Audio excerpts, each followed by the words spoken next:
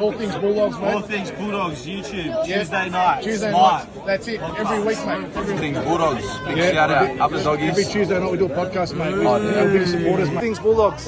Yeah. Josh. And g'day, doggies fans. All things Bulldogs, summer edition, episode 1. Welcome to Gas. Merry Christmas to everyone who had their Christmas. Wasn't too active, didn't say too much, but I hope everyone had a good time. And also looking forward to the New Year's and the holiday season for whatever you're into. But welcome to you, Scotty Wood. I hope you had a great Christmas and also have a safe and enjoyable New Year's. Showy 68's here as well. But how are you, Gas? What have you been up to, mate, in paradise? Yeah, all good, mate. Just been chilling out, mate. Enjoying a few days off. G'day, everyone. Merry Christmas and everything. G'day, Aki, Scotty, Showy, and who's that? Mark Dial Zamley 1145. So welcome to you. G'day, First everyone. Commentator. Yes. Long-time listener. Yes.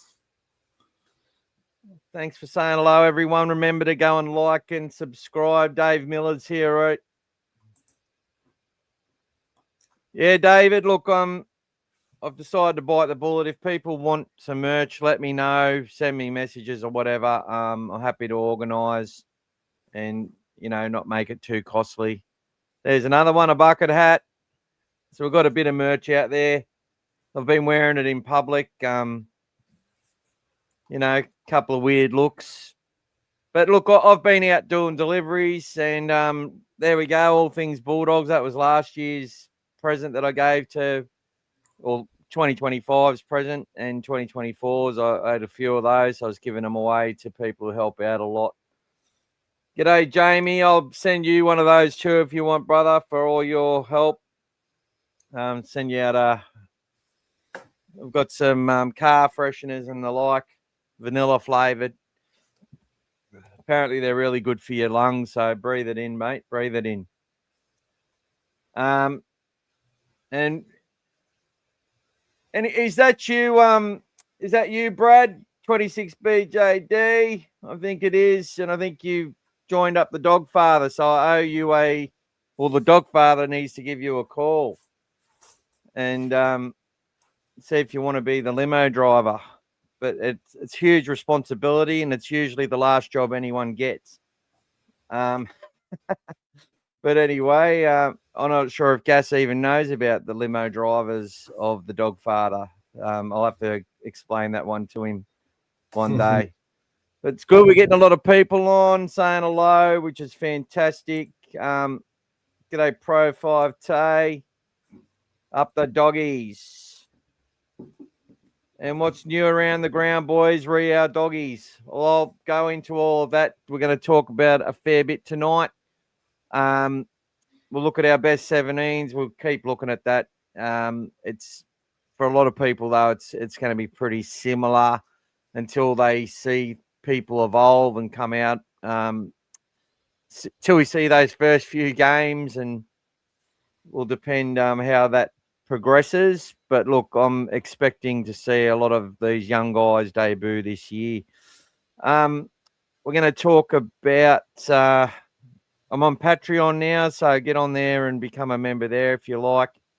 There's a whole different bunch of options. I'm actually going to bring out an option where, if you're into merch and all that sort of stuff and want to support and you like some of this stuff, where you would actually get that as part of the membership. But I'm still looking at all that and trying to, it takes a while to get your hands in there and sort of understand how to make it the best it can be. I'm pretty good with YouTube now.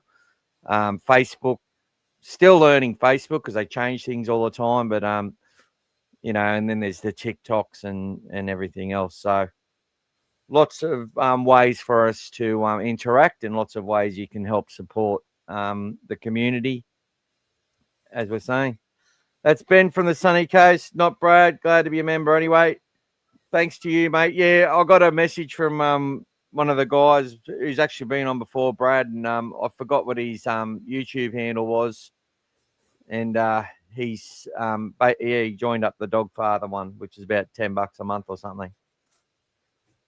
G'day, Scary 79. And thank you to you for being a member for so long.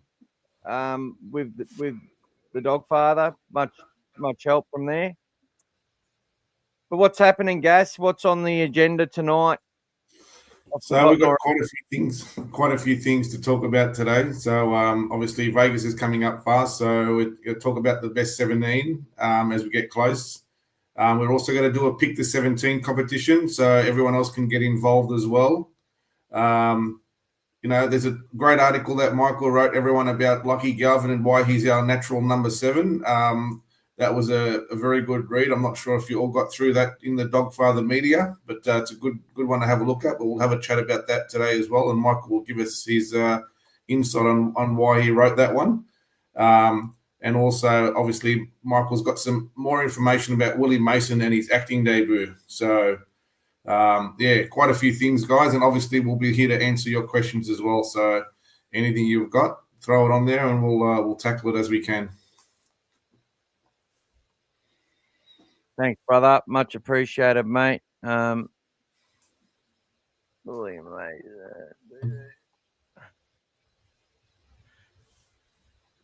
yeah, we'll talk about Willie Mason's new show on Stan called Sunny Nights. Dave did a really good review of it. You know him as D. He's a big help with a lot of ideas for articles and stuff as well. He actually came up with quite a fair few of the points on the Galvin article. Funnily enough, he read the article of Scott Pride, who's the editor of Zero Tackle, who I do a lot of articles for. And look, most editors are going to run with the natural narratives. The easiest pathway to clicks and views is where they're going to go.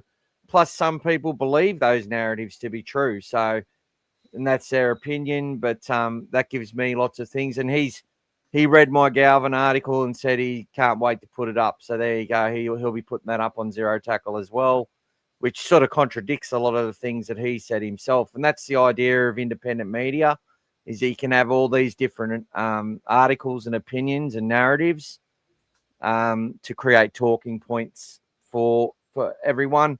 And look, I'd rather be talking about this than some of the crap that we've had doing Gila lately, put it that way. It's a nice little thing to focus on. Thank you, Scotty. I can see, you give us a nice little thumbs up on the Dogfather media on the Galvin article. I will go through it with everyone. But, www.dogfathermedia.com.au. Go there and click on Dogfather media articles. You can read them all there. Could be the best 19, not 17 boys after the proposed rule changes. Yes, and Gus did allude to that yesterday, that he's hearing quite a bit of noise that some of these rule changes are going to come through. Funny game rugby league is what he ended it with. So what, they want to have 6 interchange players? Is that correct, Gus? But I think only use 4 still.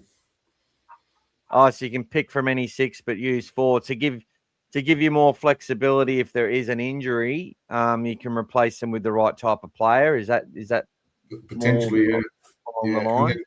And then they would also obviously then cover if there's any additional where there's foul play involved and you lost a player, then you probably get one of those players in there as well.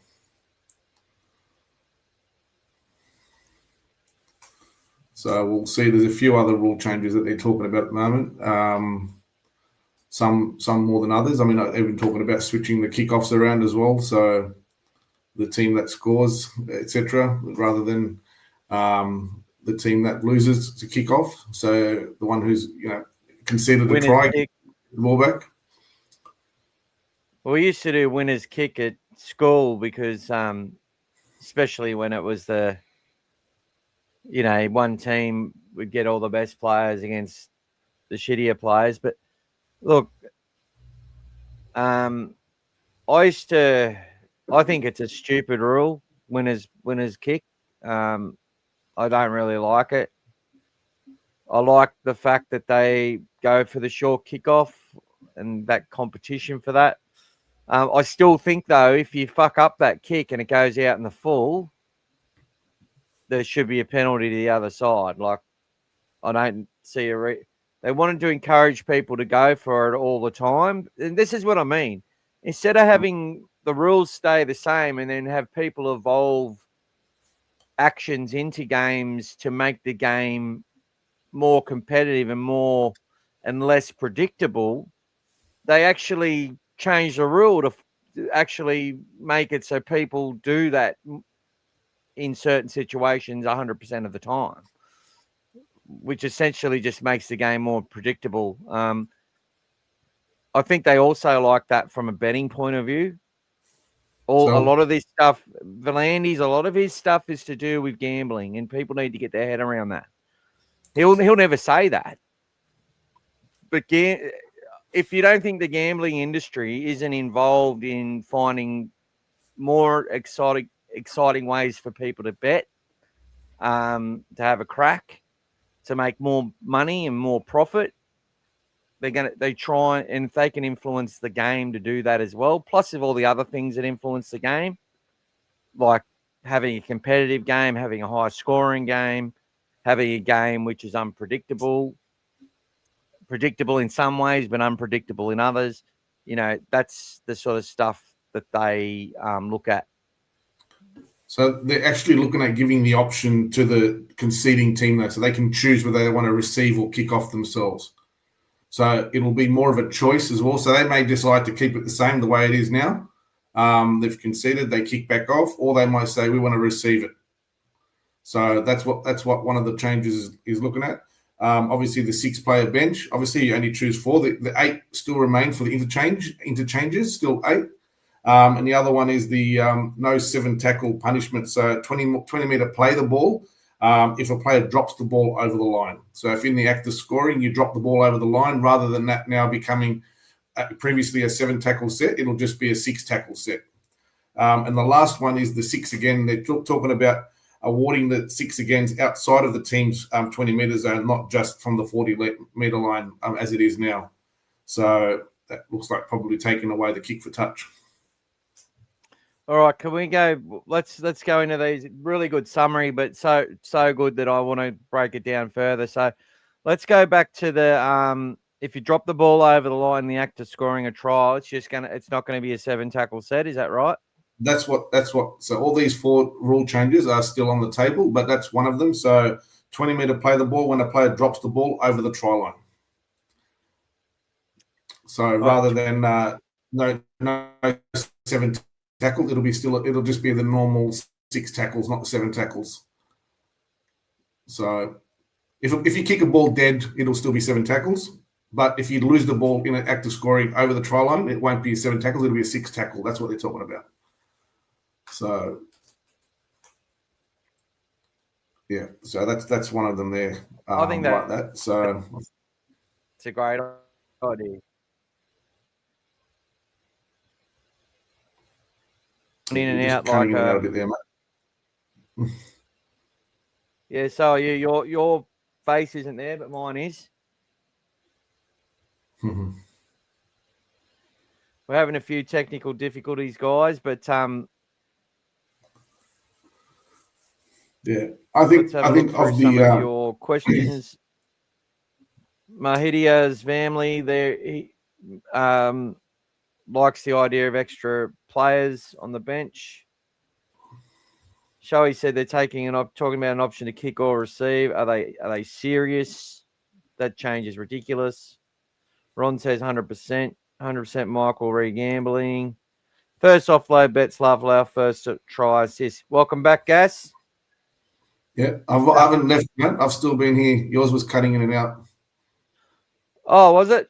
Could people hear what I've been saying, or because we could still hear you were still on, mate. Yeah. Oh, cool. You disappeared. The vision right. of you disappeared. We'll see what it looks like in the video, in the replay. First offload bets, laugh out loud. First try assist. Yeah, that'll be the next ones. Yeah, look, I really like the idea of that only a 6 tackle set from the 20 meter. because they've actually, there's less people competing heavily for the ball in the fear of knocking it on. And, you go from being on the attack, earning everything you've got. You're down there, you're trying to get back in the game. You put up a beautiful kick.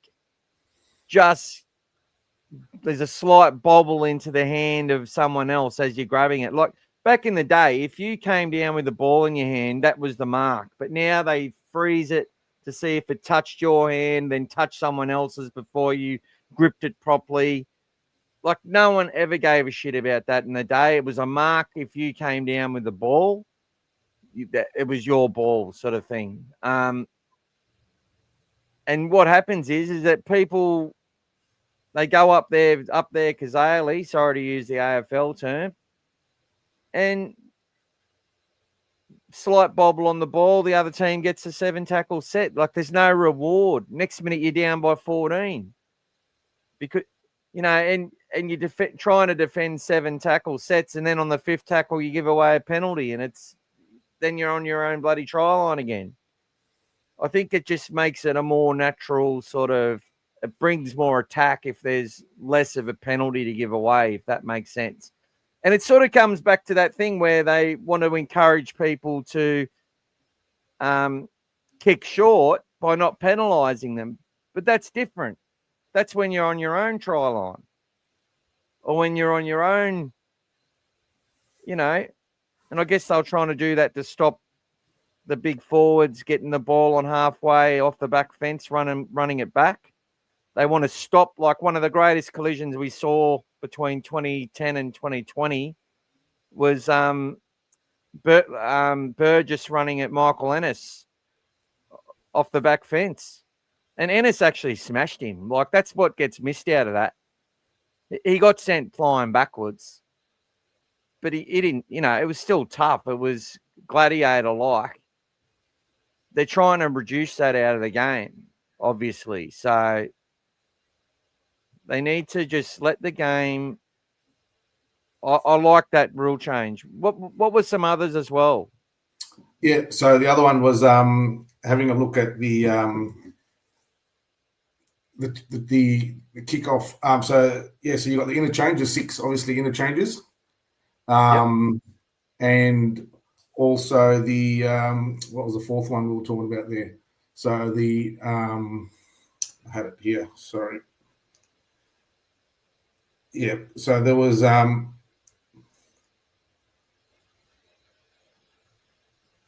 lost it there. Okay. The team kickoff, the 17, what's the you made me lose my train of thought.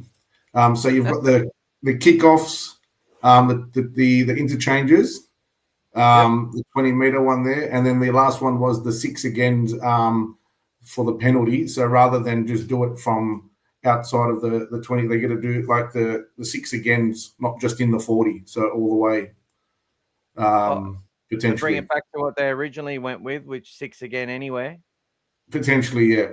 So I think that's one of the other ones. They've got to sort of play around with that outside of the 40 one that they do with that one. So, but I'm not sure when they're actually meeting, because I know the CEOs had a meeting a couple of weeks ago, and there was a lot of discussion about these changes. But I'm not sure when they're finalising, because whatever it is, teams would still need to start training that way for their trials, which will be coming around faster than you think. So.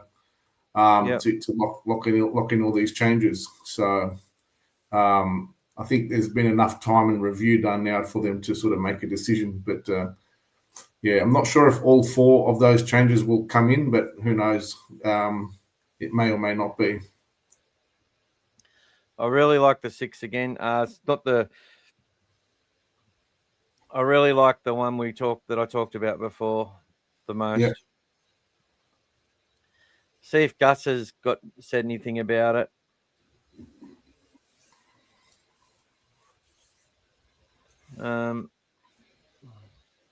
There we go. He might. Rule changes. Word on the street suggests we have plenty of rule changes heading our way. Funny game rugby league. That's all he's basically said on it. Oh, and that's what you've got there, the 6 against award outside. So you've read that off bloke. So off after the 20 metre line. So if you still get smashed inside your 20, you'll still get the kick advantage from the kick for touch. But so they've just basically pulled it back 20 metres for that. So that's what they're talking about. Okay. So between the 20 metre zones.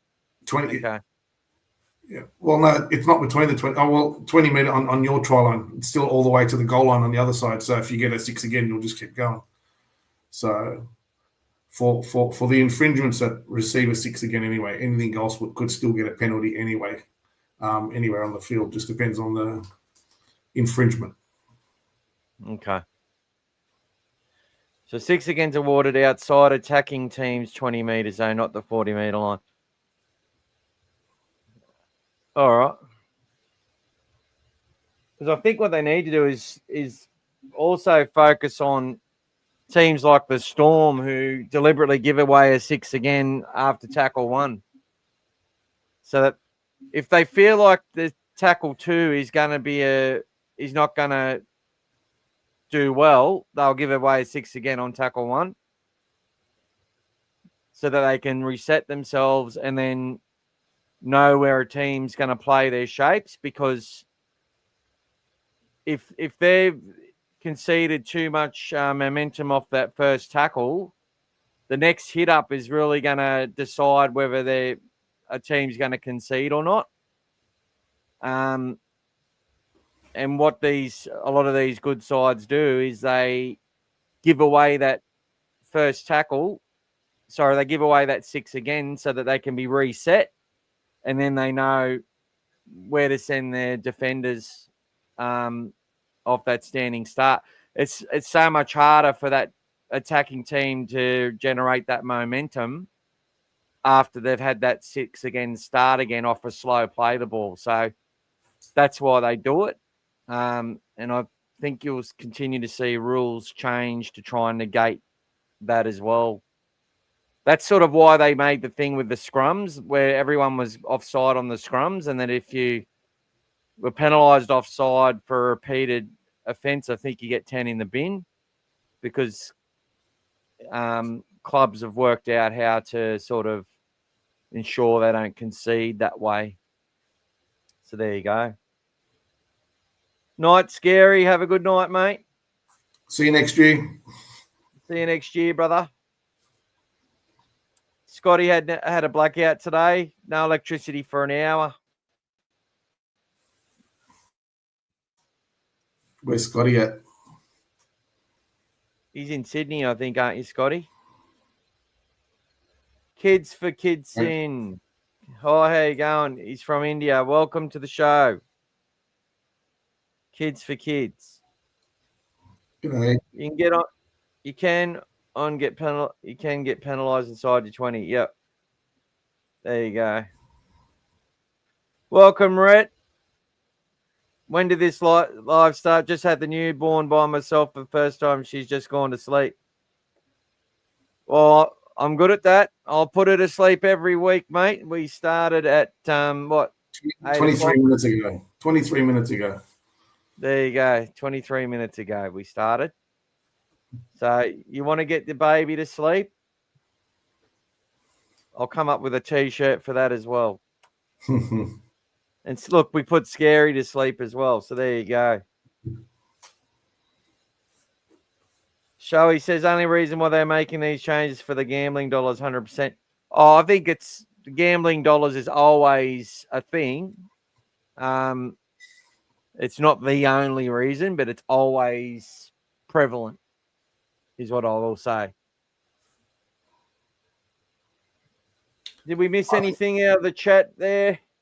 No, all good. I think one of the main reasons is they're trying to stop those big swings of momentum if possible, which we've covered over quite a few times. But when a team's got that possession and they're running basically downhill, they can pile on a lot of points and take the game away from someone, as we did against Canberra, 32-0, once we got that possession and we just kept going on that second half after being down 20-0.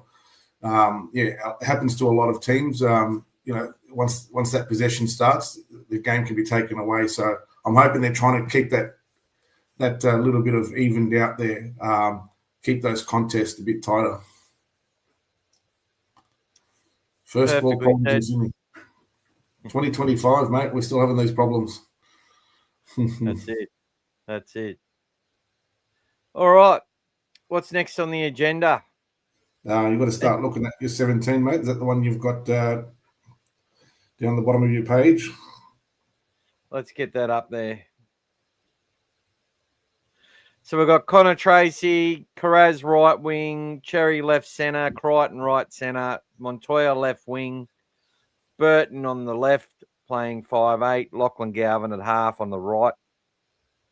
Maxi King holds his number 8 jumper, Bailey Hayward at 9, Leo Thompson 10, Billy Army kick out, Jacob Preston left and right edge, Jamin Salmon at lock, Kurt Mann, Satili Tupanua, Harry Hayes. I've got Mitchell Woods in there as a best 17, and Josh Curran will play a lot of first grade this year, I have no doubt. Others would put Curran in there, maybe ahead of Woods, or maybe have Burton in the centres and all that. But look, Burton's a 5'8". Okay, he's a 5'8". He can play centre. Always been the case. We'll talk a little bit about the Galvin stuff and the Mitchell Woods. I find it alarming that pundits in the NRL media are misleading the Bulldogs fans and all fans, to be honest, to have Mitchell Woods pinned as the starting 7 for the Bulldogs in 2026. Unless there's a couple of injuries and he's forced into that role, I can't see it happening. But he plays a couple of trials, shows he's defensively can handle it, his fitness is right up there, and he's ready to go, they will bring him in. I'm sure if you ask Gus Gould if Mitchell Woods will be starting in 2026, his response would be something like Mitchell has plenty of time and will debut when Mitch tells us he's ready through his performances and through all the stuff all the boxes he ticks at training and all that sort of stuff. So I just find it alarming that people have watched the game of NRL for years, including a lot of Bulldogs fans that I've seen, have named him as the number 7 and Lachlan Galvin at 6. Burton's got to be the 6. We've got Bronson Cherry out there. People are like, oh, move Bronson out to the wing and get rid of Marcello and all this sort of stuff. You've got to understand how the team works, and that's not how it works. But if that's what we have to do to win a game of footy, if there's injuries or disruptions and that sort of stuff through suspensions or origin, that's what we'll do. We'll move those players out there. But if you've been watching what I've been watching, Serrato knows what he's doing, and he's only making those changes because he's trying to have the best 17 players on the field at once, so they're going to give us the best chance to win, with the occasional error along the way. So there you go. Who would you add as your 19th if you did have the 6-man bench? So if we had a 6-man bench, I'm probably adding Latu for now, Latu or Jake Turpin. Yep.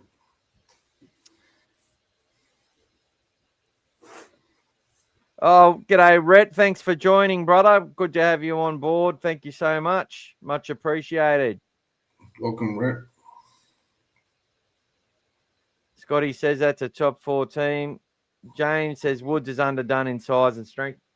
Look, if him and Lachlan Galvin take their shirts off, I can tell you who looks more like a man, and that's Woods. And not that I'm into looking at blokes with their shirts off. Not that there's anything wrong with that, but you can, one's, been on a program at the Bulldogs for a while, is building that muscle over a few years to become an NRL player as quickly as he can. And the other one is this gangly-looking young footballer kid who just loves to play footy, struggles to put on weight.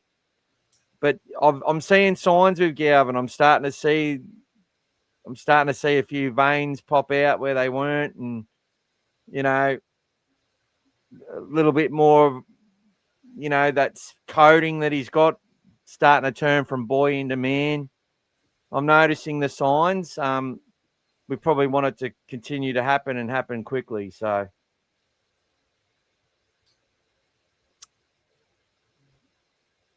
Luke Keary was never a big half. He won premierships to the Souths and the Roosters.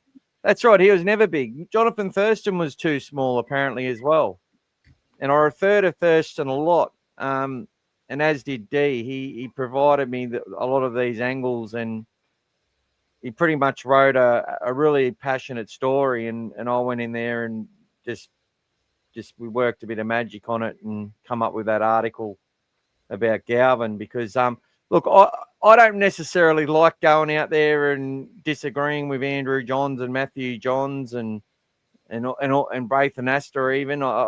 Like all these great players have played the game. They know what a 7 and a 6 is. Of course they do. But I think the simplicity and the talking points of rugby league have become quite almost by design to have people think that what they're hearing and seeing is some huge insight, but it's not. It really isn't. When you break it down, what does Lachlan Galvin do on a field? I don't, D asked these questions, and I said 100%. Like you can't say he's not a halfback by his actions on the actual field when you watch the game. Like they tried to make it about, he doesn't straighten the attack up enough. Okay, well, that's something that halfbacks continually have to work on, and also has a lot to do with who you've got around you as well, and the confidence of your team. And it's not just about the halfback just straightening up the attack. You got to have everyone running the right lines and doing the right things. So, and there's the other factor as well. Do all these players follow the game plan from start to finish? And when do they actually go off script, and for how long? And is it one player who goes off script, or is it a few players collectively who go off script but go in the same direction, if that makes sense?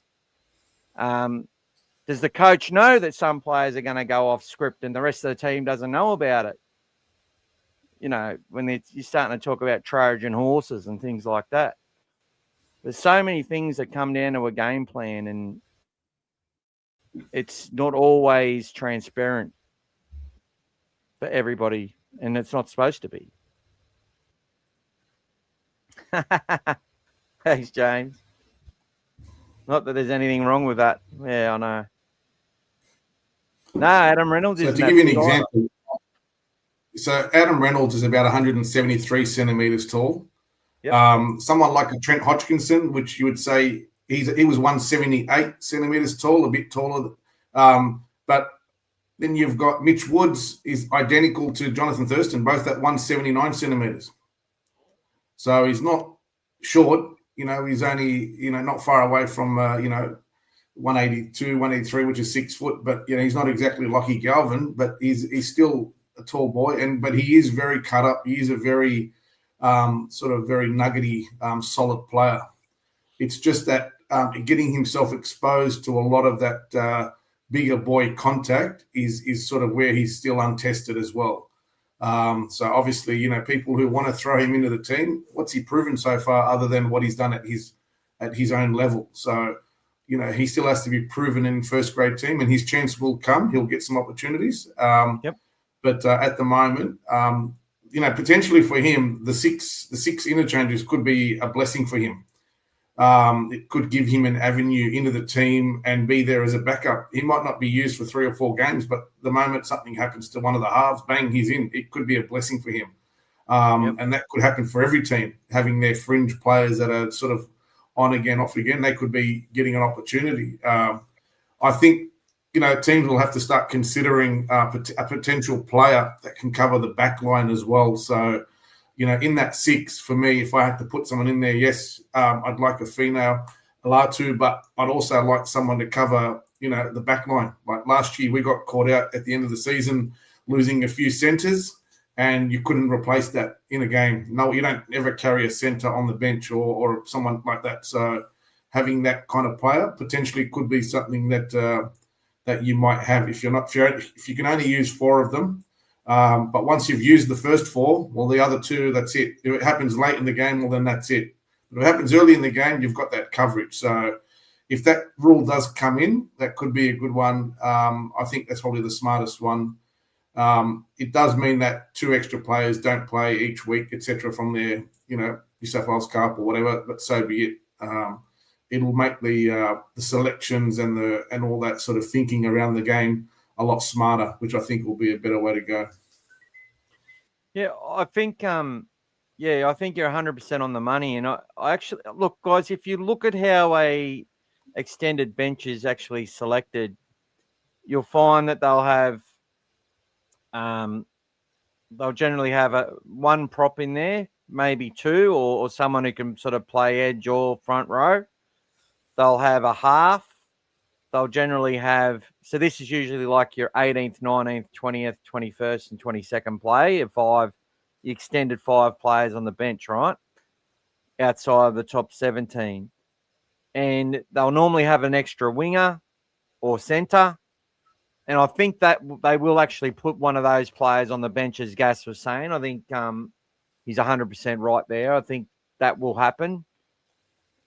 When you've got players, though, like Stephen Crichton, who can go to fullback, and Karaz could move there, and Karaz can play wing or centre, and Burton can move into the centres and stuff like that, I think we've sort of got an advantage in that way, that when we've got our fit side on the field, if there is an injury, we can shuffle around pretty well.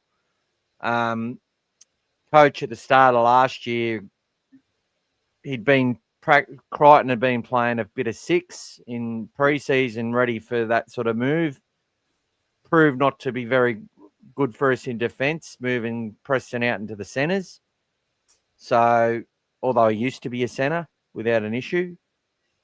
But I think there's enough cover there. So you might see players like Jonathan Sewer. Obviously, you got Chihuahua, you got someone like Cade Dykes, who could probably come in on the wing or play at 5'8", or play at fullback, or even the centres if he wanted to. He's big enough. So there's lots of options there, and I think it's only going to mean that you're going to see more players potentially making their debut. It'd be interesting for the debut, getting the families down and stuff, because if you're on that 6-man bench, but you're not listed, they'll probably know who the first 3 players they're going to put on are, but it'll make it hard, you know what I mean, to predict if the coach is sort of waiting to see what happens in a game to see who he puts on. Players usually know now, like which of those 3 potentially, like now 3 or 4, even leading up when there's an extended bench. So if they've got word that they are going to be starting in that sort of initial 17, then yes, they probably will drag their families down. But if they say, look, I'm going to be on the extended, come down at your own peril, they might start doing that as well, and obviously grabbing as many tickets from their other teammates as they can and bringing the whole family down. So but it may have to be a first, second, third time before they get on the field. So, but Pete's got a good comment there. So he's saying that Turpin he feels will be in the 17, which is probably going to be at the moment pretty close. And Galvin has broken many records in the preseason, which anyone who's been watching all the bits and pieces we've been putting on there, there's been a lot of stuff that Galvin's been doing. A lot of it's come off the back as well. I mean, his fitness has always been there from an endurance perspective, but he's cleaned up his running style a lot. Working with Roger, pretty much after the season finished, he's been in training, and he's gained apparently about 10 seconds on his 60-meter sprint just from a technique change and 10 meters. 10 meters, sorry. Yeah, 10 meters as a pick up and run, which, if anyone knows when you're, picking up the ball and you get a half a chance to make a break, that extra 10 meters that you could gain in that first 60, that could be crucial. That could get you through the gap before you know it. And then if you're not gone, you can be looking back on the inside for Terry Lamb for support. So, and with Bailey also sort of having sort of a full season now, going to be the main man. No more sort of backup Reid Marnie for him. That they are going to be big boots to fill for Bailey. So, but those other players, Gordon and Turpin and all those others that are sort of around the money at the moment, they're going to be sort of keeping Bailey honest right now, and they will all feature during the season at some point, depending on what happens. But yeah, thanks for that, Pete. Yeah, Pete.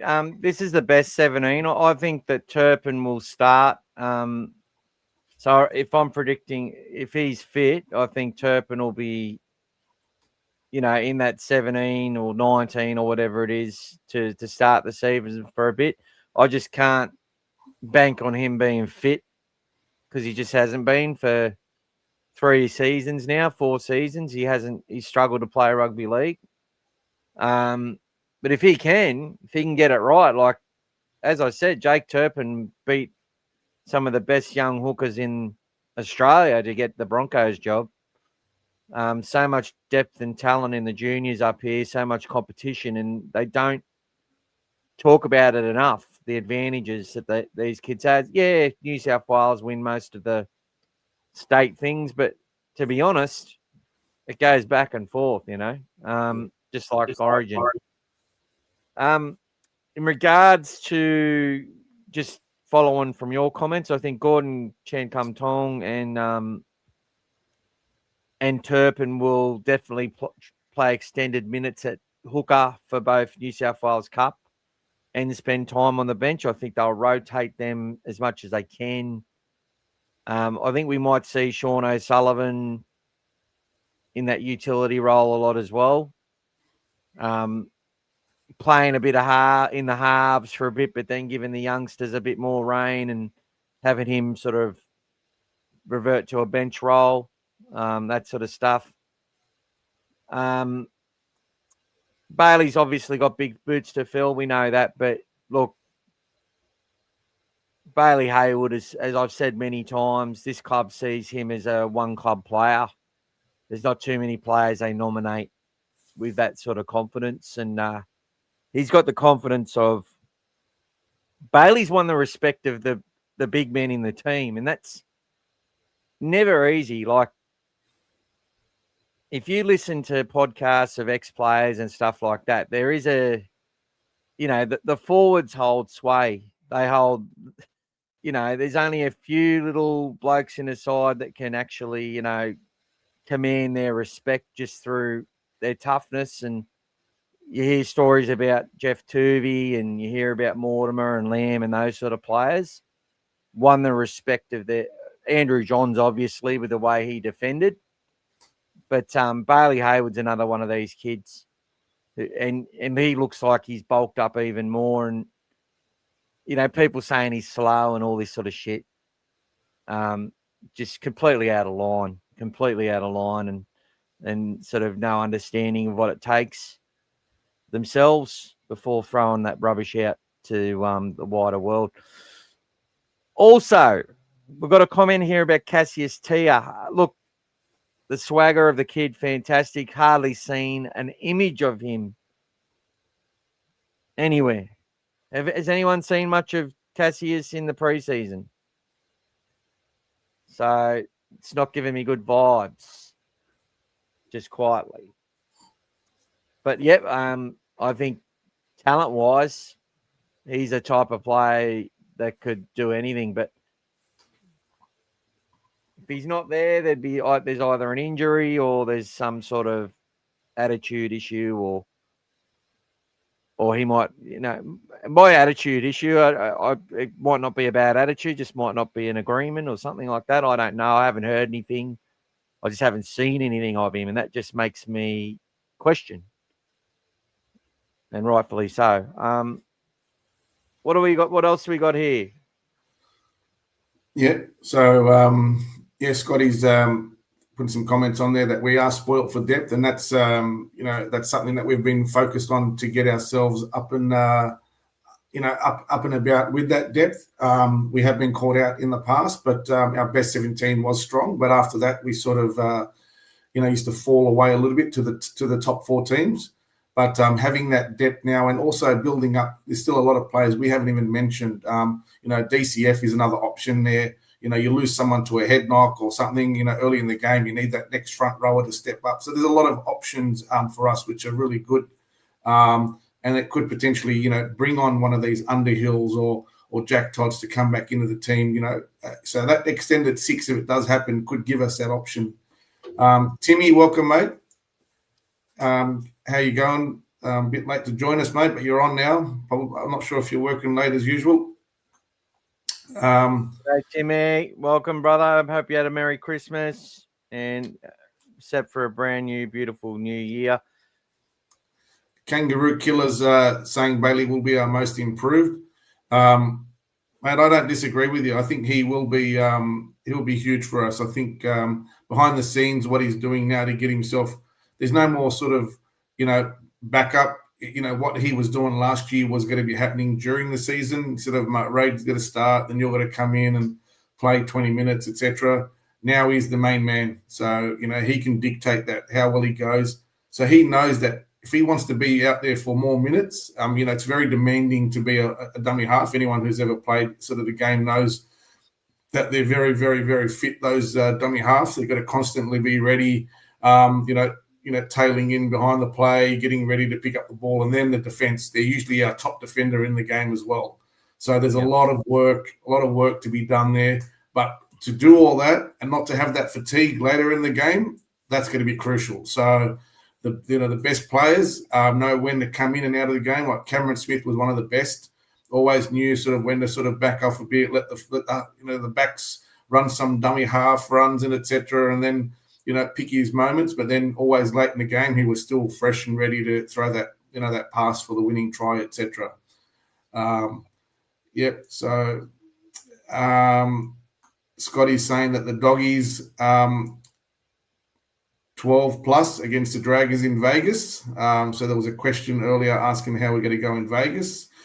And Fino, when Michael asked the question to Gus, who was going to be your player to watch, he was your man.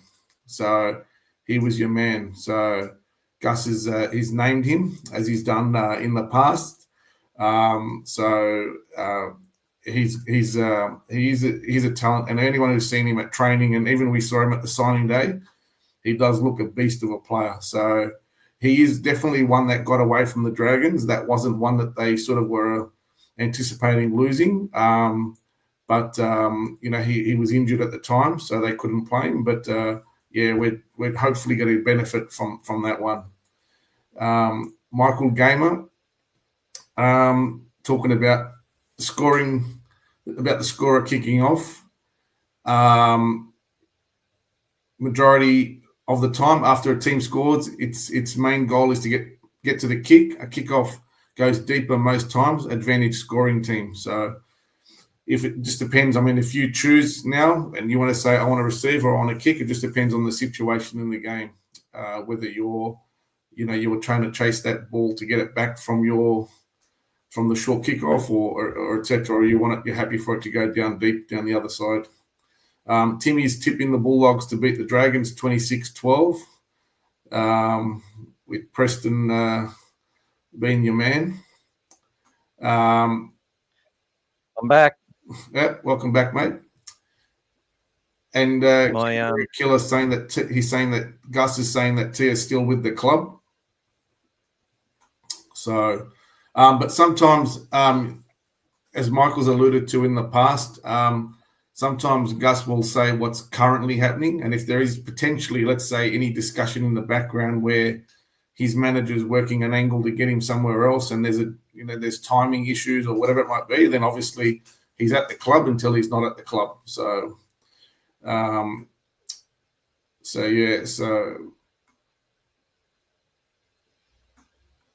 boys are exchanging a few comments to each other there as well about Christmas. That's nice. Timmy's been watching the Thunder tonight. How they going, mate? They got off to an early good start. So thank God for the ridiculous rule of a 7-tackle set. If you drop the ball over the line, is gone. Well, it's not gone yet. It's one of the rules that they're talking about. But usually when they release these rules, they're pretty close to they'll probably just look at the consensus. They'll check with all the teams properly. Obviously, they've already been consulting with them. And then if there is some major sort of, backlash to anything that's there, they'll obviously have that in consideration. But at the moment, it's basically like, here's what we're thinking about doing. We're pretty much ready to sign it off. What's your thoughts? And then if everything seems okay, they'll roll it out in good time. You want to go through Pete's there, mate? Yeah. Look, I've heard his development as well, and he's with the club, no doubt. Just haven't seen him at training, so that could be one that they're keeping quiet, and we'll just have to wait and see how it all pans out. Could be an injury, maybe. That's it. Have we heard any good info? Haven't heard much lately, mate. Just can only really report what's been said to Gus and what Gus has said. He said that, people asked if Leo out for 6 months or something with a calf injury, which was what was going around the kennel. But he said he doesn't know where people get their information from. Maybe it's just 5 months and 3 weeks. But, technically, Gus would be right still. But, no, I haven't seen too much lately of Leo training or anything. So maybe he's got a little bit of an issue there, but that's all right. These things happen. They happen to everyone. We've got him for a number of years, and people will want to make out like his signing will, if, we do well, it's because he came along. If we don't do well, it's because he's not playing well enough. Shit like that. The media will do their thing. We've just got to do our thing, and that's support the boys, support the team, and know that everything they do, they'll be trying to do better, even better the next time they go out there.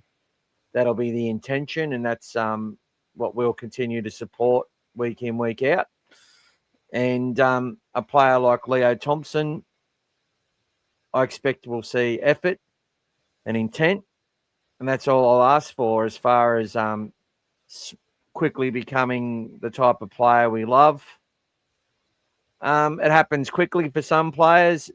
For others, it can take a little bit of time, but I think he'll be one which will be quicker rather than later, if that makes sense. Atlas Astro, Merry Christmas. And all the best to you as well.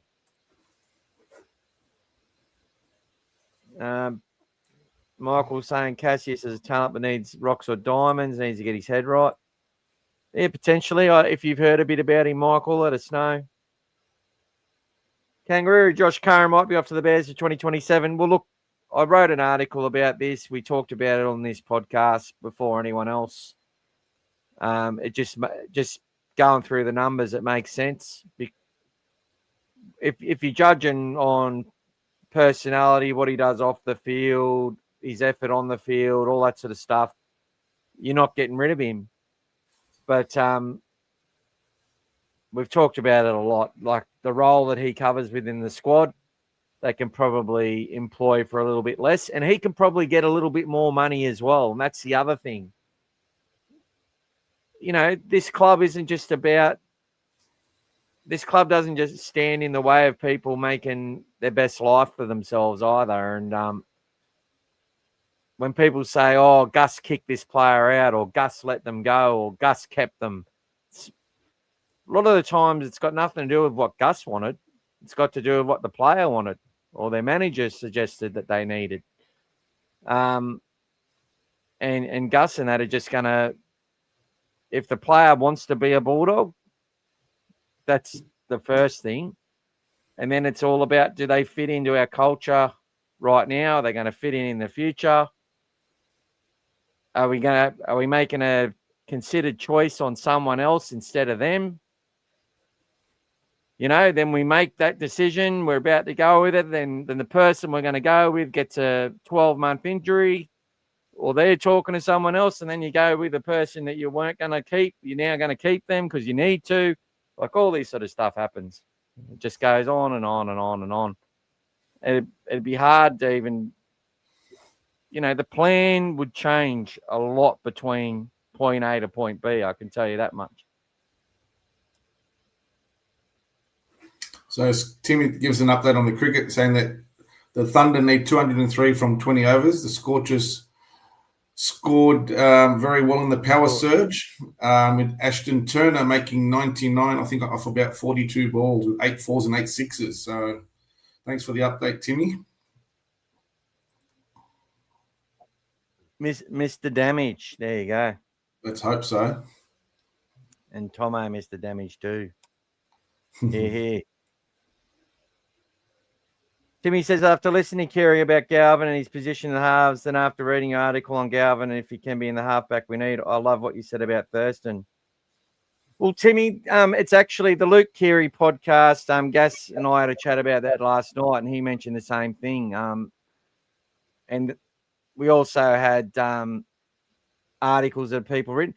Look, Luke Keary also said in another podcast that if he had his pick of all the youngsters coming through under 20 years and under, who would he pick? And he said Galvin by far. He said, I'd pick Lachlan Galvin. The way that he just went into that West Tigers side and was basically their best player. Wasn't because West was so shit. People will just say that. They still had quality in their roster and quality people around their club doing quality things. Like, it's not. Sometimes the difference between a basket case and a fucking a great side is 5% across the board. It doesn't seem like much, but you get people just doing that little bit extra from the person right at the top all the way to the volunteers that you motivate to help. It all makes a massive difference to your club. And another thing, fan bases make a big difference too. Supportive fan bases do a lot better than overly critical ones. I can tell you that much. But yeah, Luke Keary's made some really good points about Galvin. At the end of the day, was Luke Keary a 6 or a 7? Tell me. What was he, Gas? Exactly. He was both. You know what I mean? He played a lot of both, but he played more at 6 as well. But definitely mixed himself around. So depending on what he was trying to do out there. But it's exactly like your Thurston comment. If anyone's read the article, have a good look at that. Thurston was still playing, 7 club football, but as soon as he stepped into rep football, they drop him in the 6 because you've had Cooper Cronk and whoever else playing there with him, and there was never any change or any difference. He knew his role. He did what he had to do. So it's Look, guys, this is the article here on all things Bulldogs. Can you read that on there, Gas? Or that's a bit small there, mate. Let's make it bigger. Look, what we're trying to do is just basically suggest that there's an obsession in the media with forcing young players into this rigid positional box. And it's become a lazy habit amongst commentators and discussion pieces, I believe. People think they sound really smart and intelligent when they go, he's a 6, though. He's not a 7. He's a 6. Well, Matt Burton's still our number 1 playmaker in our team, regardless. So, and we all know that Burton is a 6. And the reason we can say that is because Burton doesn't naturally go well playing both sides of the field. The thing with Burton, though, is that he probably gets more touches than he would actually. If he was playing at Penrith, for example, he would touch the ball less but they'd have, if he went there right now, he wouldn't be playing centre. He'd play 6. They would develop Blaze Talangi for a bit longer. Although Blaze will develop rather quickly now that he's got that role and he's had it for 12 months and made a final series and all that, barring injury.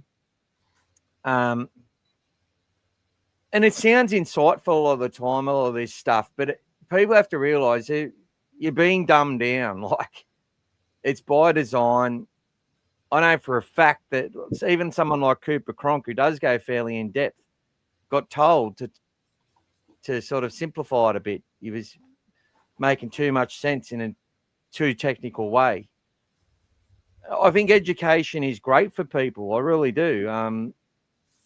You don't have to know everything. You can still enjoy the game. I still love every game. I enjoy the game more.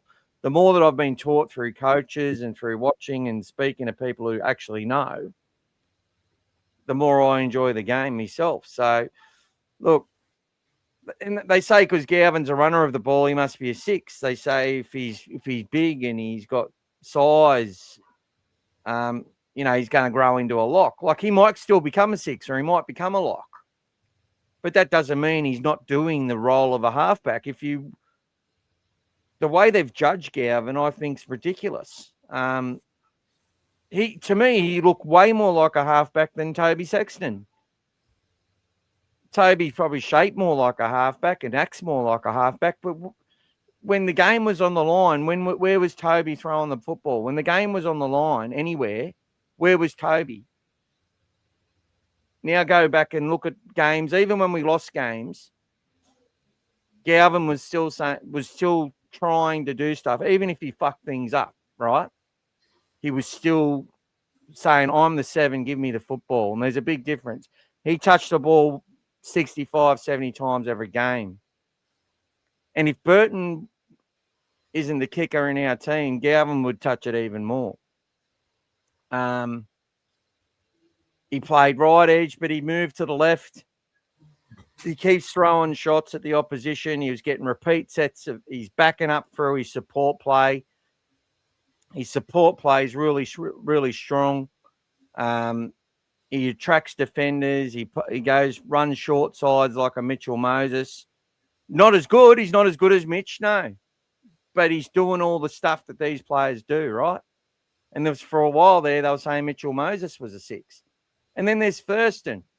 He left Canterbury not because we signed Brad Sherwin. We still made Thurston an offer. We only had to offer him 30 grand more. And he probably would have been like, can I stay? But they basically told him to go. And they thought Braithen Astor was going to stay for a long time.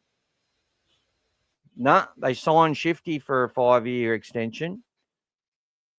Jonathan Thurston, the very next year, goes and plays at number 7 outside Travis Norton, and they make the grand final against Wests. So, and then he just played 6 or 7, depending on what the need was for the team. It didn't matter. There was discussions about, is he a better 6 or a better 7? Like, I don't expect those discussions to disappear. But right now, is Galvin the best 7 in our club right now? He probably bloody is, as far as potential and talent goes. So this is why we've got to forget what these bozos are saying. I don't care if they've played 1 million games. Andrew Johns is one of the best players I've ever seen, defensively, and things that he did, and his eye for whatever he's doing is fantastic. But as they say, some people can do, but they can't teach, and some people can't do, but they can teach. And I don't know, maybe what comes naturally for some people isn't as well articulated to those when they need to explain what they're doing. Some things Andrew Johns says is 100% fucking accurate, I love Joey. Like, I'm not trying to be like, he's forgotten in the last 2 minutes more than I'll ever know. But on this situation here, I think it's ridiculous that we continue these narratives that, Galvin can't play 7 because he's a 6. Well, he looked like he played 7 all right to me for someone who hadn't done it before. And, and looking at it now when Gus is sitting there saying, when Gus is sitting there saying that this kid is one of the greatest teenagers he's ever seen, we just got to look at how the kid competes. And even when he got steamrolled a couple of times, he was still trying to put his shoulder, and it was still there for the contact. He knows what he's got to do. How many times is Sexton back up and score length of the field tries? Well, I barely saw it. Galvin was there a few times. And when he got the ball in space, no one caught him, did they? So there you go. Any thoughts on that, mate? Any thoughts? No, mate, it's all pretty good. So it's a good read there on dogfathermedia.com.au, guys.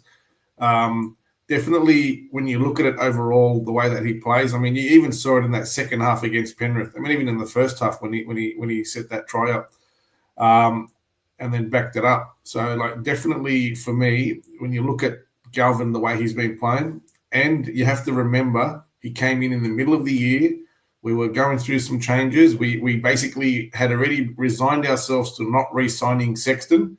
Otherwise, we wouldn't have waited, 7 months, 8 months, 9 months, whatever it was before someone else grabbed him, albeit overseas. And then we went down that road. So he's now got to have a full off season. We can see the work he's been doing, the fitness level he's got. The team structure now is going to be built around him. The reps that they'll be doing now in the off season are going to be instrumental into what happens coming through. And I also think another sort of benefit for him is going to be someone like an Adam O'Brien, who's going to come with a bit more of a attacking sort of flair potentially, having a different mindset to a very defensive Seraldo, and something different. I mean, look, he had the coaching of Jason Taylor as well, who was a great halfback in his time, but the game's evolved a lot since then. And I think everything, the support network that the Bulldogs have got now, will help someone like a Lachlan Galvin become the player that we're looking for. So we know he can, we know he's got a motor that can go all game, which helps your decision making at the end of the game, which is crucial. Mm-hmm. It's now going to be a matter of the execution and the players around him. Now that they know his capabilities, and they're going to see it a lot more in the off season, they'll be ready for what he's going to come with, and be ready to deliver with them together. So it's and you have to remember when you talk about Burton, whether he's a 6 or not, why would you consistently be picked as the top 18, 19 in Origin if you're not the best 6 or second best 6 or whatever in the NRL, for New South Wales? So he's not being picked just because he can play. He's a great player in his own right, and he's for me, very unlucky not to be playing even 6 in Origin. He would have probably cemented that role if he was there. So he's definitely our best player, and he's definitely one of the best in the state as well. So it's not to be missed. I just want to address James's comment. It's not fair. Please don't compare Galvin, Burton to Thurston. No one's comparing them as players. What people are comparing is the fact that they say Galvin's not a 7. When Thurston left the Bulldogs, he left because he was a 6 that they didn't think was going to get to play heaps of NRL at number 6. He went to the Cowboys and played as a 7. He played 7 or 6. I watched Thurston was my, there was 2 kid players that I loved coming through, sort of as the ones blooming out, and they were obviously Sonny Bill and Jonathan Thurston. And Thurston, watching him play at Toowoomba, watching him play a game for New South Wales against Queensland, funnily enough, as a junior. And then seeing him in our system and wanting him to progress. Ben Barber was another one. It was obvious to me this kid had a lot of talent. It was obvious to a lot of people. And the Dogs knew he had a lot of talent as well. And they probably didn't realise how much. And they'll never get over it. Fans will never get over it. But Gus isn't saying Galvin is one of the best teenagers he's seen because he just wanted to sign him. It's because he believes that. They don't always evolve into Brad Fittler or Laurie Daly or fucking, Jonathan Thurston. But Mitchell Woods is another one he's highly rated as a teenager, and we've got those two kids in our arsenal who are developing and ready to lead the Bulldogs into the future. And it's exciting. It's something that should be really appreciated. Our club has got the quality of these two kids, both Australian schoolboys. Logan Spence, another Australian schoolboy. Finau Latu, another one. And more and more and more, right? These kids, and we've now also got that young fullback as well, Bryanton. So they're getting some of quality kids to bring in with our local junior players. And, yeah, just be excited about it. We're not comparing, if Galvin ends up being half as good as Thurston, we've done well, right? The article isn't comparing them as players. It's more so comparing the scenario that the media talks about players pigeonholing players into one position, when if you actually watch the stuff they do on the field, you can see they're actually playing both of those positions quite well. And if the Bulldogs forward pack doesn't do its job, it doesn't matter if we have Nathan Cleary as our 7. It won't change a thing. So, but anyway, just my thoughts. Give us some chat stuff, Gas. So Timmy was saying, sorry, he ran out of words to explain further, but he agrees that Galvin will be wearing the 7 and that he's going to continue to develop in that role as he's still young. And it's a blessing that we've obviously got someone like O'Sullivan as well. Kangaroo Killer this year will be interesting. I think it'll be a good competition for the halves. Well, healthy competition amongst your team, amongst your own teammates is amazing for a team. That gets you the best results, so you don't sort of take it for granted. So hit that like button, Doggy. So thank you, Scotty. So Scotty's just giving everyone the pep to hit that like button and subscribe as well, guys. No one sees a lot of the work that Michael does behind the scenes to keep putting all this content together, all of these platforms, everything sort of, it's not free, but it's a lot of love that Michael does it for. But anything you can help him to subscribe and like as well is more than appreciated, guys. So it's very easy to do, as we saw earlier with one of our new joiners. So have a look and jump on there. Gavin Burton will be in the halves to start the season.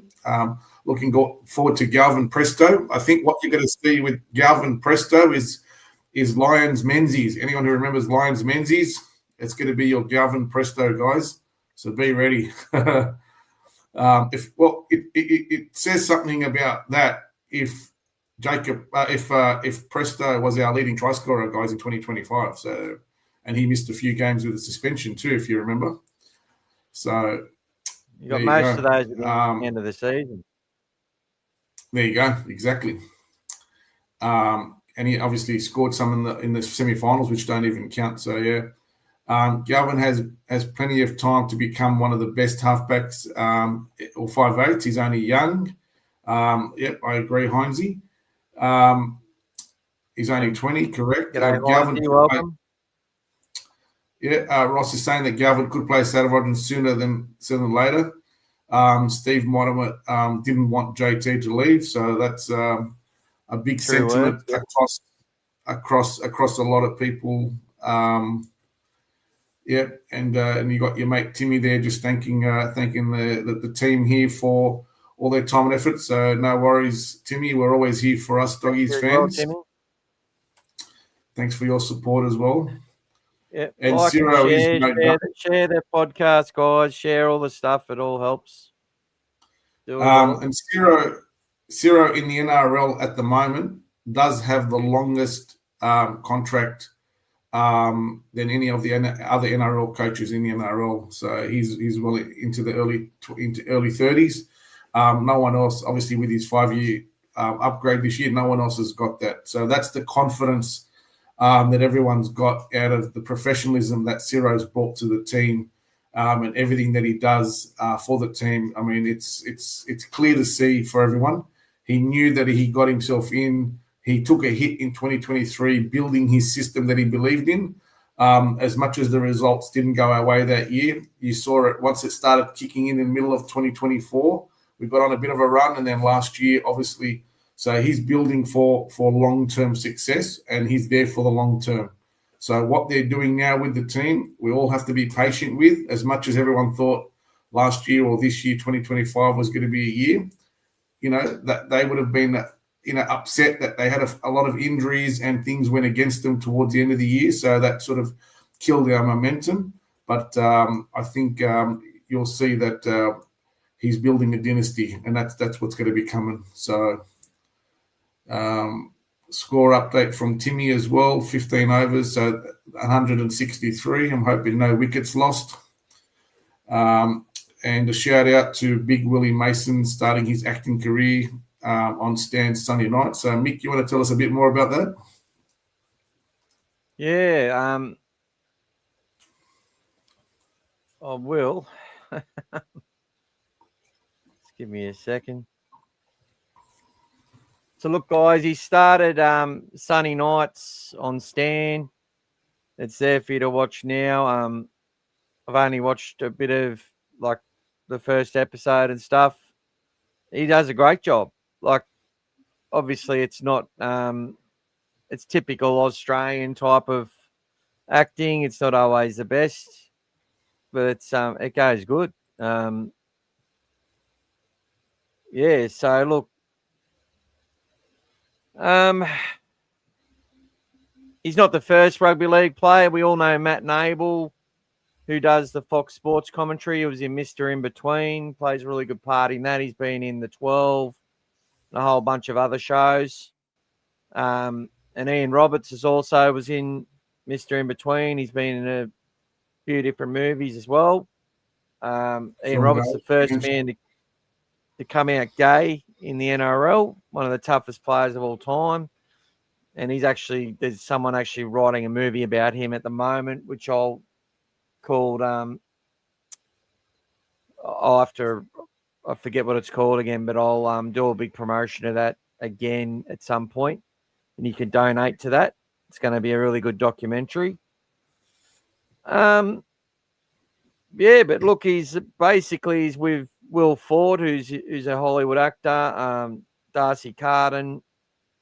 They're a couple of American siblings who relocate to Sydney, and they launch a spray tan business only to find themselves tangled up in the Sydney's criminal underworld. So maybe a bit of underbelly in a fictitious way. He never thought it would work out, but he's done pretty well. It's quite believable. It's hard because it's Willie Mason to sort of tie yourself in and get into his character. But if you strip that away, if I was just watching this as a no-name, I'd be like, this guy's doing a pretty good job. He plays Terry Torres, a former rugby player. Now he's a mob standover man. So, and he's got quite a few lines and does quite a few things from what I've seen so far. So get out there and watch it. He's quite funny as well, Willie. And we all know Willie's pretty funny as it is. So it's quite believable, guys. Get out there and watch it. Let us know what you think. And yeah. They're not paying me to promote it. Dee watched it and gave me his understanding of it all, and I went and had a watch as well. And we've done a little article, and I'm going to release that on Dogfather Media. I've put it out to Zero Tackle as well. I'm not sure if they will do that one, but we'll see. What are we up to? Yes, Timmy's also saying that Jason Stevens, also Matty Johns and Vossi in Footy Legends. Oh, yeah, you can't forget those guys in Footy Legends, can you, with Arndo? Yep. There's this security guard who was working at the Winter Garden parking area. And I'm like, I know you. And he just come over to me. He goes, I might look like him and I might sound like him, but I'm not Arndo. So, you know, Vietnamese guy with a full Australian accent. But I was like, I think it's Arndo working as a security guard in Brisbane. There is a doppelganger of him. 100% looks identical. Anyway, Matt Nable's in DC's Arrow TV series as Raz Al Ghul. There you go. So he's had some really big roles, but none bigger than Mr. In Between, one of the best ever TV series ever to be broadcast in this country. And everyone's hoping that it's extended, like starts again. Hey, James, I'm curious to see Willie, but Stan original Australian series is a red flag disclaimer for me. Well, there you go. Yeah, it's not. I get that, but look, get out there, support Willie Mason. Still a Bulldog in his heart. I can tell you that much.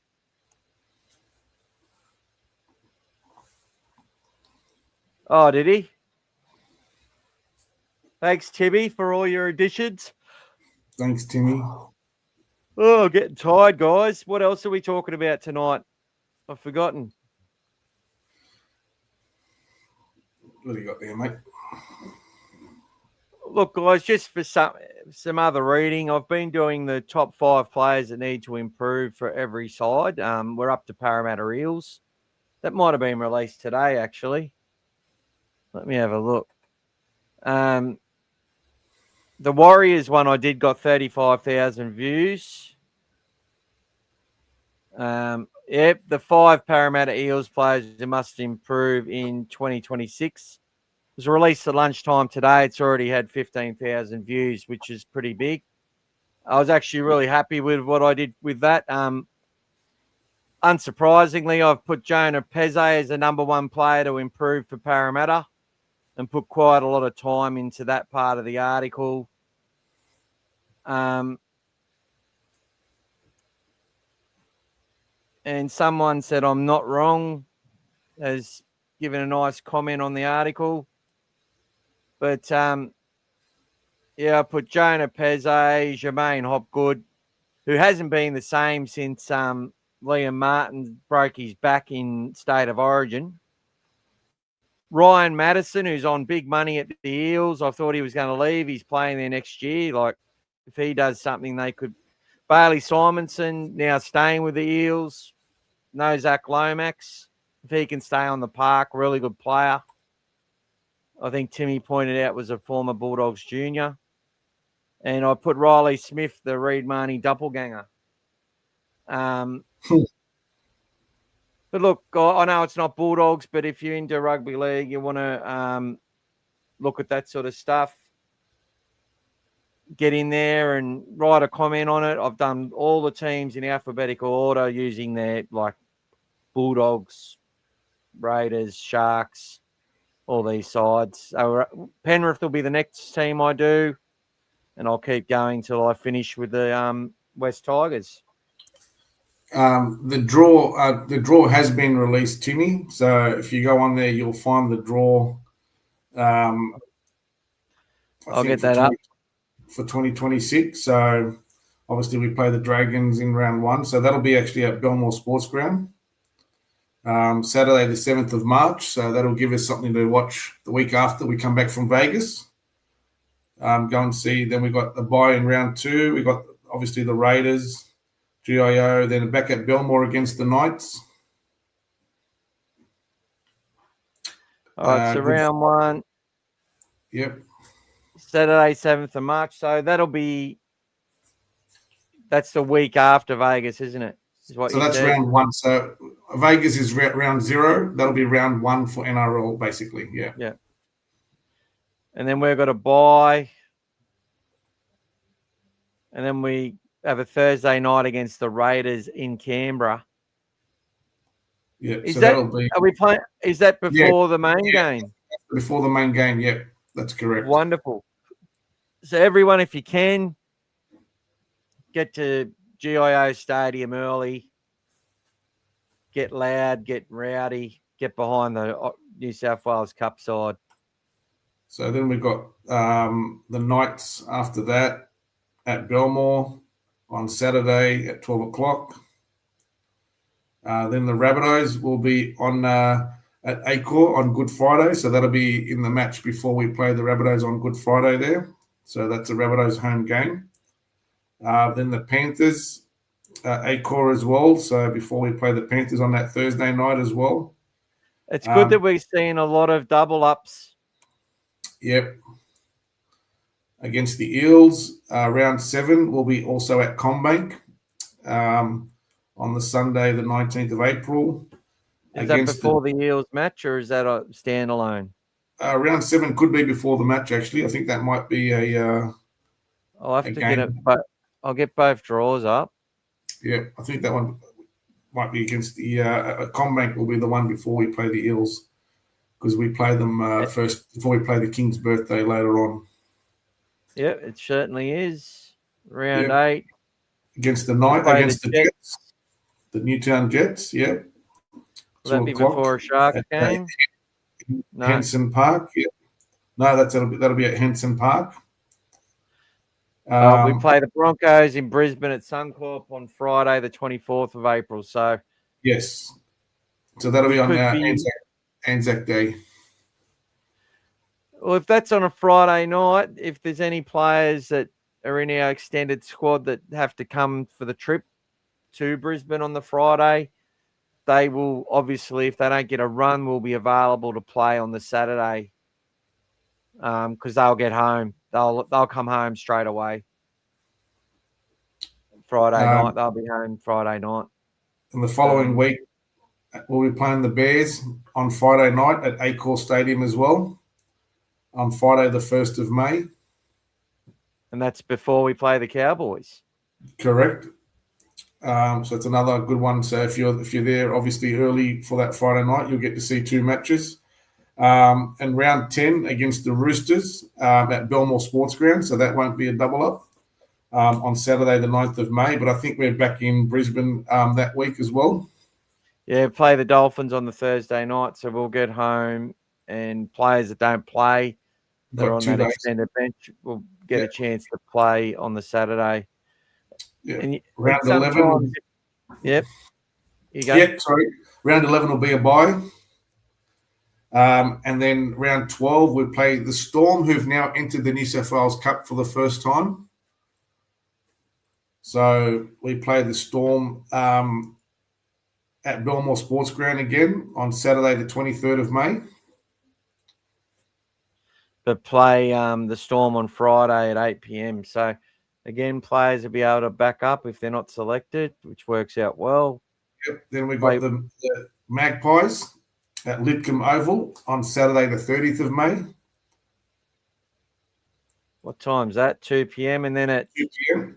Then at Combank at 5:30, we play West Tigers on the same day. Yep.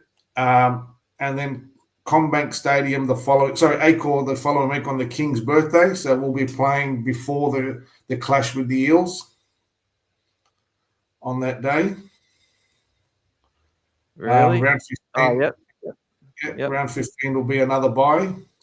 Round 16, the New South Wales Cup team will be the only team travelling to New Zealand this year from the top 2 teams, as the first grade team doesn't go. So they'll be off to Christchurch to play on the 21st of June against the Warriors over there. NRL will be playing Seagulls on the Saturday. Yep.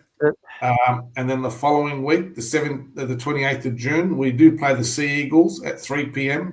at Scully Park in Tamworth on that Sunday, the 28th of June. There's another bye Is that in magic round. round? No, that's not magic round. No. Magic round passed a few weeks back. Yep. The bye in round 18, and then round 19 we play the Raiders back at Belmore this time on Saturday, the 11th of July. I think it's magic round for the New South Wales Cup that week at Scully Park, Tamworth. All teams except for Raiders and Warriors are playing there. Yep. So that's the magic round that they're having for the first time, I think, out there. So they usually have it play at One Bush Place. Then it's a bye in round 18. Then the Raiders at Belmore. What's the Dogs doing on the 11th of July that weekend? We're playing the Raiders at Accor Saturday. So this will also be Saturday, but at 1 p.m. at Belmore. So the Cup players will be making their way to Accor Stadium after that game? Correct. Correct. Then we play the Magpies at Belmore again on the 18th of July, the Saturday after. And then we got another game at Belmore the week after that against the Warriors. So 3 Saturdays in a row, guys. We'll be playing at Belmore close to the end of the season. So that's going to be some good times out there. If any of you haven't had a chance to go out to Belmore and see what's going on, go and have a look there. It's a great suburban ground that we've played at for many, many years. And then 31st of July, there'll be a double header at Amy Park for New South Wales Cup and for our NRL squad. Correct. For any of those travelling to Amy Park, get there early on the Friday. You'll get a double header. Round 23, Magic 23, 9th of August, we play the Roosters at Wentworth Park in Sydney. That's on the Sunday afternoon, 2:45. Then we've got the 14th of August, round 24. We play the Rabbitohs, which is our home game, which will be a double header at Accor Stadium. So that'll be a 5:30 game before the NRL team play later that night as well against the Rabbitohs. So that's Friday the 14th of August. So then we play against the Dragons in round what round 25. is that? 25. That'll be at the Collegian Sporting Complex in Wollongong. Round 26. We play the Panthers at Parker Street Reserve in Penrith. So there's still quite a few games there. Whoever's been adding up, there's quite a few games of double headers, which we'll have. Many. There's quite a few Belmore games, which is good as well. So, and I know they've already started the work on this centre there, so that'll be affected. So there might be one side of the field potentially not accessible. Maybe the side of the field where the Terryland Family Hill is, that might not be accessible. So it might be everything on the grandstand and maybe on the back of the field from the opposite side to the railway side. So, but I don't think they'll be filling out those. But at least on some of those games where we're away, etc., you'll still be able to get your fix and go and see those great depth players that we've got perform. So you can see who's going to be coming through. So there's your draw, Timmy. There you go. Lots of double headers.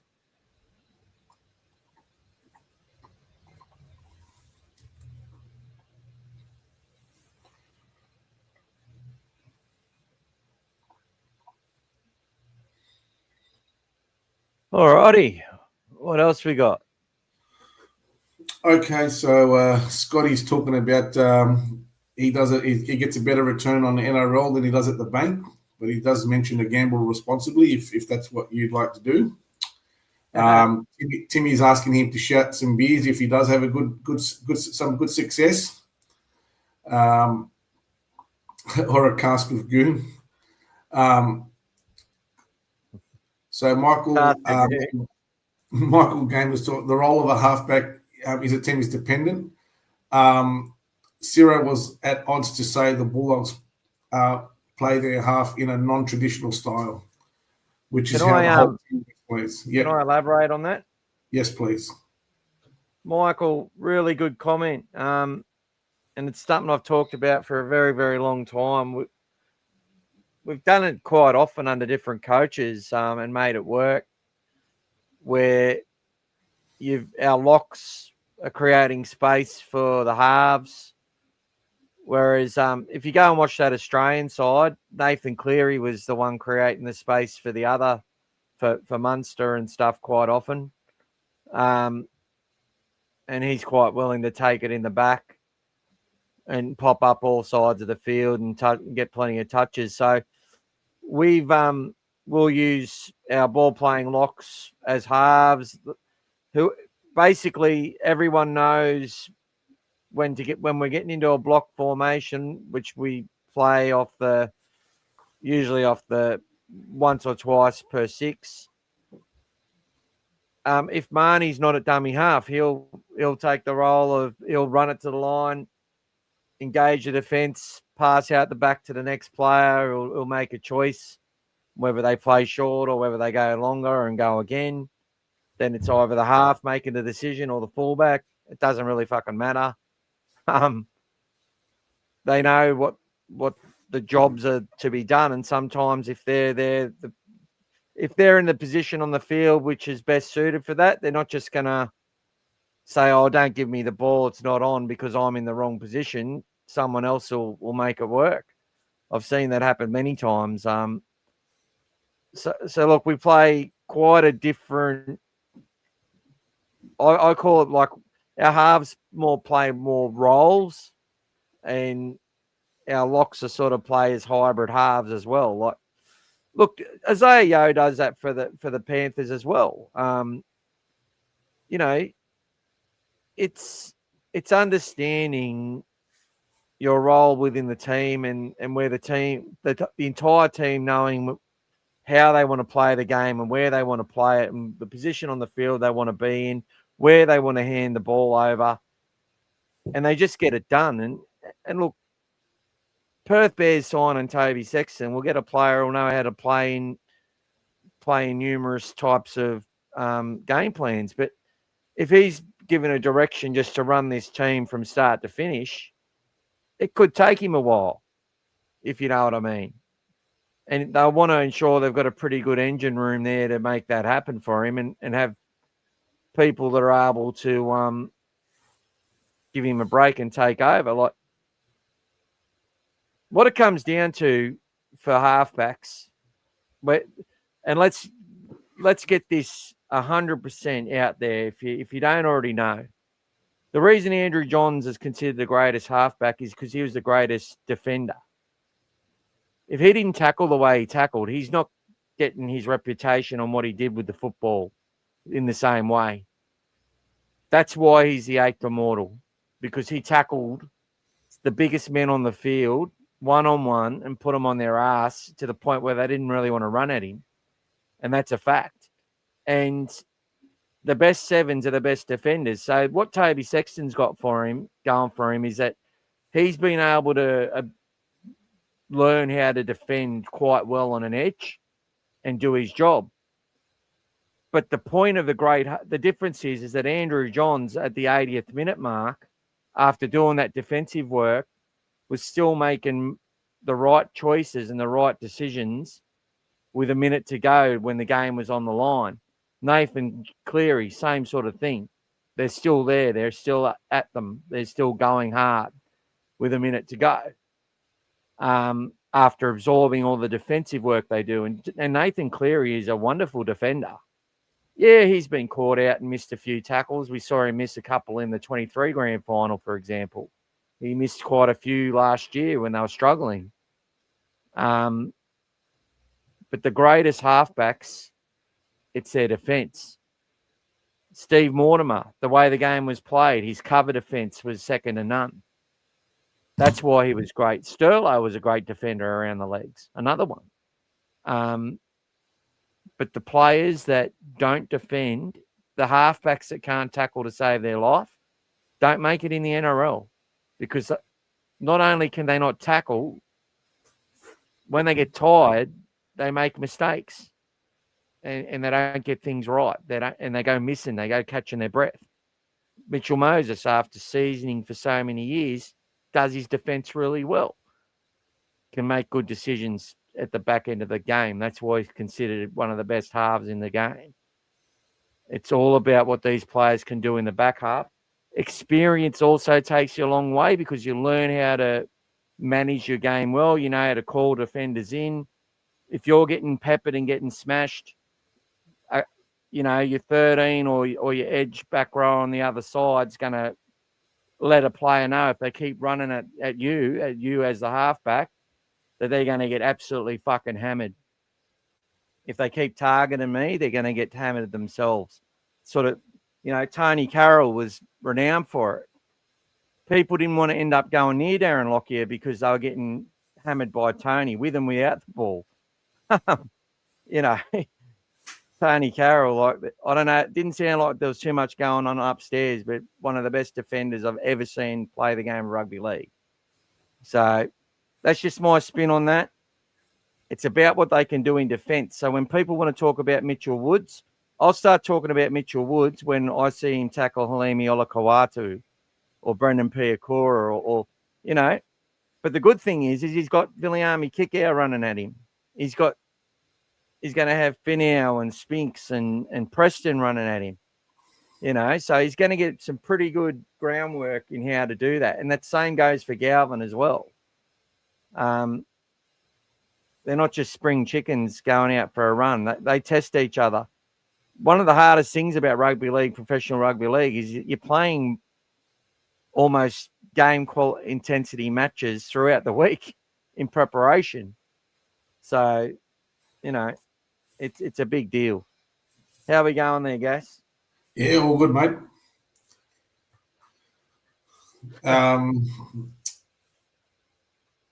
Thunder is imploding, losing cheap wickets. That's all right.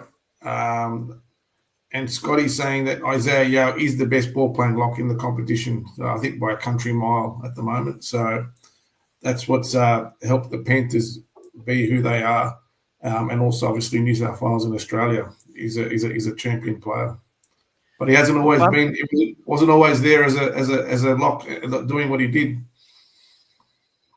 The good thing about Yeo, Madge Maguire didn't use Yeo as a ball-playing lock in that series they won last year. He actually played more like a prop, and they had the halves playing more traditionally. And this year, Laurie tried to emulate that as well, but it didn't seem to work. And I think Reece Robson sort of ran the football more than he had been, and that changed things, changed the dynamic a little bit as well. There's just a few things where I think they didn't look at the mechanics of it, and instead sort of just went on name and reputation and what they thought was going to happen. And it doesn't work out like that when the play to ball speeds are different and the games are refereed the way they're reffed in Origin. But anyway, when Gus talked of Galvin as being the best teenager he'd ever seen, I believe he's talking about his mental toughness and maturity to come in at West and take over as phenomenal 18. What's your thoughts, Gus? I couldn't agree more. It's a great comment, mate. That might even need a like that one. Give it a star. I'll give some stars for these people. Yeah, Ben Munro. I think even when Gus made that comment, I don't think even in his wildest dreams he would have been thinking he was going to get Lachlan Galvin anytime soon. He's not reckless enough to say something like that with that intention. He would have been just commentating and having his TV hat on, not his Bulldog hat on, when he said that. And he said other things about other players over the many years as well. It's not the first time he said that. So, yeah, I 100% agree. Like, he would have been commenting about what he's been seeing and what a lot of people see.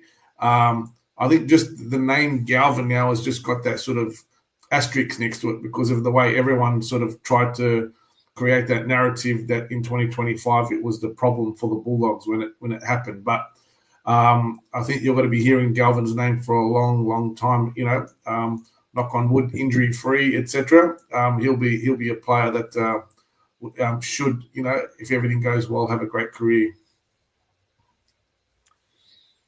All right, guys. We're going to end this in a moment, but we will do our name your Serratos Vegas. It could be the 19 that he names to start the round. So I might wait to see if these rule changes change before we do it. It'll be like probably a 2-week or 3-week comp, and the winner will get some Bulldogs merch or some Dogfather merch. I'll give you a selection. Just some further info on the rule changes. Apparently what's being considered at the moment is they've got the information out to the CEOs, to the coaches for a review. They may be waiting to roll them out in trials and see how it goes before they implement them for the full season. So it may not happen yet, but we may get a look at them in the trials potentially if they haven't made that call already. All right. No problem. But, for everyone else, it's been a great 2025. Been a great year supporting the Dogs. My page, and we put a review of the 2025 season as well with the banner, attending over 20 games this year. So already been highlighting how many games are ready for next year. So looking forward to that. But everybody have a great new year. Stay safe, and see you all 2026, the year of the Dogs. See you next week, people. See you next Tuesday, as I like to say. Thanks again, Gas, for all your help. Thanks to Pete from All Things Bulldogs, D, Timmy, Scotty, all the usual suspects, and a big thank you to all the people who've joined the channel. Much appreciated. It's a big help. Thank you to Jamie Teasdale, who's parted with his hard-earned quite often in support of us. So much appreciated to you. And thanks to everyone who's had a crack at having a chat and putting forward their feedback, letting us know little things here and there. Thank you to all the Bryans of the world who have tried to have a crack here and there. It's all good. Probably need to get a few people to have a crack so I can get warm again. But thank you, Timmy. Thanks to everyone. Been a big 2025. We've gone from 800 subscribers to over 2,000 in under 12 months, which is massive for me. And much appreciated all the contributions that everyone's making, and I hope that can continue, so we can continue to do what we do. It's probably getting a bit late, but if anyone's got a spare $7,500 they want to lend me to go to Vegas, just you know where to find me. If you don't ask, you don't get. It's the only reason I've got children, to be honest. So wouldn't happen without the little how you going. So please, sir, Scotty said Galvin's father would be harder on him than anyone else. 100%, Scotty, from what I've heard. Yep. Very much heard that's the case. So he's got a lot of pressure on the kid. All the best, everyone. Dogfather Media, bucket hat. If you want one, let us know. You can get them out to you pretty cheaply, probably $20 or something. There you go. Thank you. And how long have we been? Oh, beautiful. Well, there'll be a few clips going out, guys. The AI will generate some for us, and we'll check it out. And there'll also be the rugby league coach did an interview of me, like a fan focus. So that'll be coming out soon, where he does a lot of Bulldogs quizzes and stuff. I sucked at the 2002 quiz because I tried to put that out of my mind after the salary cap debacle, but I got most of the other stuff pretty well spot on, or I was close to it. So there you go. I'll promote that once that comes out. So take care, people. Thanks, guys. Thanks, Gas. Thanks, mate. See you guys. See you next year. Lost in toughness, the Bulldogs lost their way. Losing everything and forgot how to play. Along came the kid with long blonde hair. His name is Jeff Preston, do not despair. Doggies fans, are you ready? Ready? Yes, we are ready. Here we go, here we go, here we go. WrestleMania, mania, mania. WrestleMania, mania, mania, mania. WrestleMania, mania, mania. Memories of Barrett's boys hurt us as we